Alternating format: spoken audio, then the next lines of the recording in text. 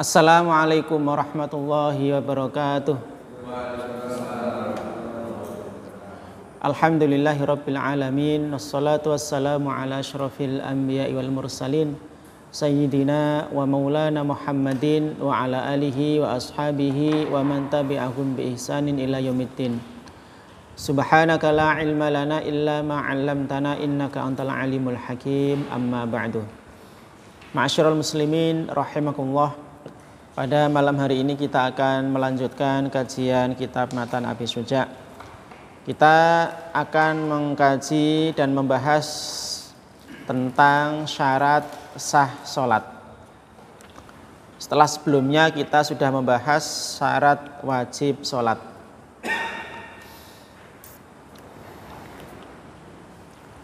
Syarat sah sholat itu artinya adalah hal-hal yang harus dipenuhi sebelum sholat.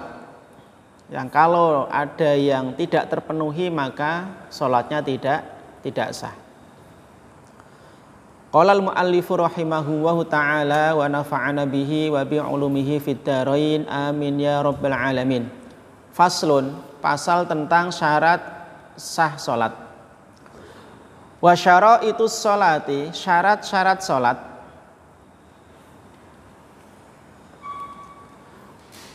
Qabla dukhuli fiha, sebelum melakukan sholat atau sebelum memasuki sholat. Syarat-syarat sholat sebelum melaksanakan sholat, maksudnya yang harus dipenuhi sebelum kita melaksanakan sholat. Khamsatu asya'a, ada lima.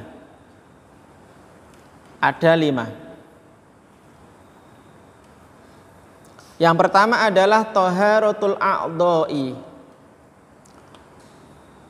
sucinya anggota badan atau anggota tubuh.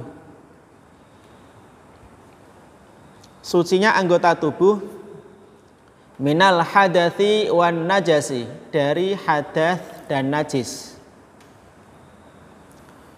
Jadi syarat sah sholat yang pertama adalah sucinya tubuh dari hadath dan najis. Hadas di sini mencakup hadas kecil dan hadas besar. Hadas kecil contohnya keluar angin, buang air kecil, buang air besar. Hadas besar contohnya kalau wanita berarti haid, ya, nifas. Ya, kalau laki-laki melakukan hubungan badan dengan istrinya, ya, itu termasuk hadas besar. Wan najasi, dan najis. Najis di sini mencakup 3 macam hadis yang beberapa waktu lalu kita bahas, ya. Ada najis mukhaffafah, ada mutawasitoh, ada mughalladhah. Nah ini, jadi syarat sah sholat yang pertama itu adalah sucinya anggota tubuh dari hadath dan najis. Ya, maka dalam surat Al-Maidah ayat 6, ya, Allah Subhanahu wa taala berfirman, ya ayyuhalladzina amanu idza qumtum ilas sholati faghsilu wujuhakum, sampai akhir ayat. Nah, ini ayat ini menjelaskan bahwa ketika kita itu hendak sholat sedangkan kita dalam keadaan hadath kecil, maka kita diperintahkan untuk wudhu terlebih dahulu. Karena salah satu dari syarat sah sholat itu adalah suci dari hadas. Juga suci dari najis. Kalau ada di tubuh kita, ya, ada misalnya ada kotoran, ya, kotoran cicak atau kotoran ayam atau kotoran kucing, ya, maka harus dibersihkan dulu, ya, harus dibersihkan dulu sampai bersih, ya, sampai kondisinya suci, kemudian baru wudhu, kemudian sholat. Kemudian yang kedua, wasatrul aurati, menutup aurat. Syarat sah salat yang kedua adalah menutup aurat bilibasin tohirin. Bilibasin tohirin, dengan pakaian yang suci. Dengan pakaian yang suci. Jadi menutup aurat dengan pakaian yang suci. Aurat laki-laki ya adalah antara pusar sampai lutut.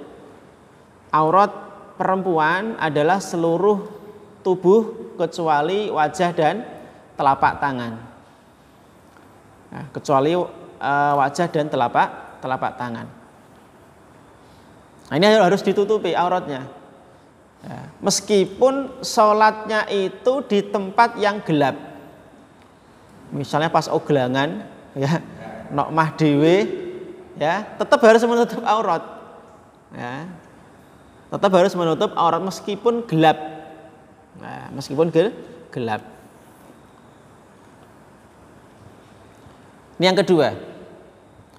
Kemudian yang ketiga, wal wuqufu ala makanin tohirin, berdiri di atas tempat yang suci. Berdiri di atas tempat yang suci. Jadi tempat yang kita gunakan untuk sholat juga harus suci. Nah, kalau tadi kan sucinya anggota tubuh dari hadas dan najis, tempat yang kita gunakan untuk sholat juga harus suci. Nah, kalau misalnya kita sholat, pas sujud telapak tangan kita nyentuh kotoran cicak misalnya, maka sholat kita batal. Karena apa? Ya, tubuh kita terkena najis.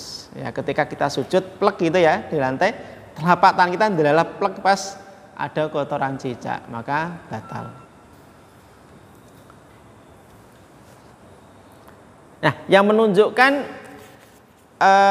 syarat sah yang ketiga ini, bahwa tempat sholat itu harus suci, ya, itu adalah kisah dulu ya, ada seorang Arab Badui yang kencing di masjid, ya, kencing di masjid.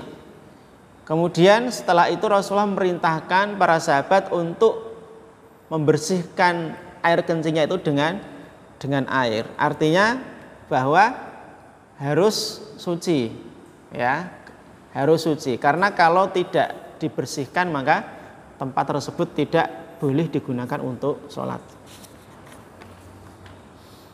Kemudian yang keempat, wal ilmu bidukhulil waqti, mengetahui masuknya waktu sholat. Mengetahui masuknya waktu sholat. Kenapa? Karena sholat itu adalah kewajiban yang sudah ditentukan waktunya oleh Allah. Nah, kita beberapa waktu yang lalu membahas tentang waktu-waktu sholat. Jadi sudah ditetapkan waktunya oleh Allah Subhanahu wa ta'ala, seperti dalam surat An-Nisa ayat 103, Innas sholata kanat 'alal mu'minina kitaban mauquta. Sesungguhnya sholat adalah kewajiban atas orang-orang yang beriman yang ditetapkan waktunya. Jadi ada batasan waktunya. Maka kalau ada orang melakukan sholat sebelum tiba waktunya, misalnya sholat duhur, sekarang waktu duhur kan jam 11.25an ya. Nah, ada orang sholat duhur kok jam 11 sudah sholat duhur, maka sholatnya tidak sah karena belum masuk waktunya. Ini yang keempat. Kemudian yang kelima, wastiqbalul qiblati, menghadap ke arah kiblat. Menghadap ke arah kiblat.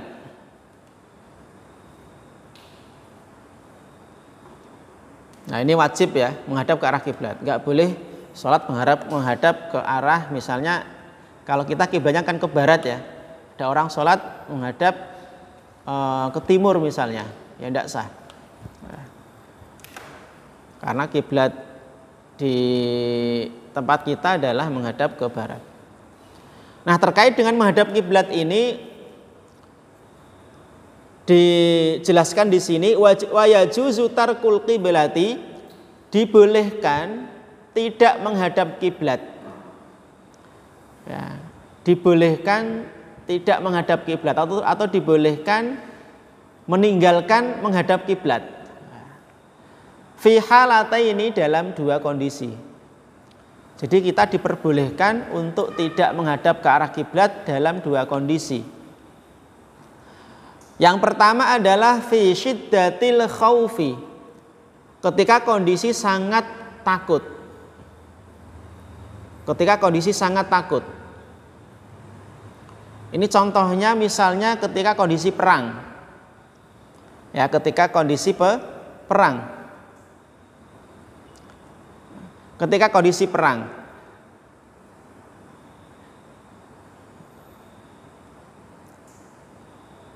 Nah, orang yang perang, ya, orang yang perang di jalan Allah itu tetap diperintahkan untuk sholat meskipun kondisi perang. Nah, hanya saja sholatnya nanti beda. Namanya sholat khauf. Ya, sholat khauf, sholat dalam kondisi takut. Ya, caranya beda. Ya, caranya beda dengan sholat dalam keadaan yang normal. Nah, dalam kondisi perang, sholatnya boleh tidak menghadap ke arah kiblat. Kemudian yang kedua, wa fin nafilati fis safari 'alar rahilati. Salat sunnah ketika safar di atas kendaraan. Salat sunnah ketika safar di atas kendaraan. Ketika bepergian jauh, ya, maka diperbolehkan sholat di atas kendaraan kita ke arah manapun kendaraan kita menghadap, meskipun tidak menghadap ke arah kiblat. Ya, misalnya mau sholat duha, ya, maka silakan sholat duha ke arah manapun kendaraan kita jalan, diperbolehkan.